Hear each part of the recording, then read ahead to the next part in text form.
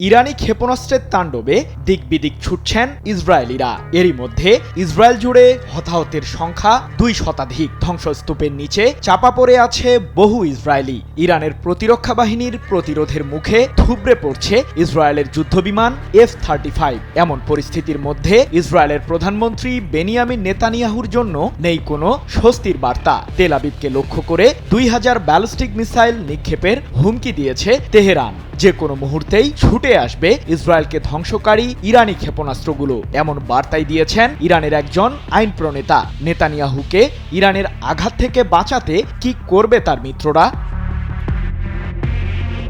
সামরিক কর্মকর্তা ও পরমাণু বিজ্ঞানীদের হত্যার প্রতিশোধ নিতে ইসরায়েল জুড়ে ব্যাপক ব্যালিস্টিক ক্ষেপণাস্ত্র হামলা চলমান রেখেছে ইরান। অপারেশন ট্রু প্রমিস 3-র অংশ হিসেবেই এসব হামলা পরিচালনা করছে ইরানের সর্বোচ্চ প্রতিরক্ষা বাহিনী IRGC। তেল আবিব ও হাইফা জুড়ে চালানো ইরানি হামলায় এখন পর্যন্ত 200-রও বেশি ইসরায়েলি হতাহত হয়েছেন।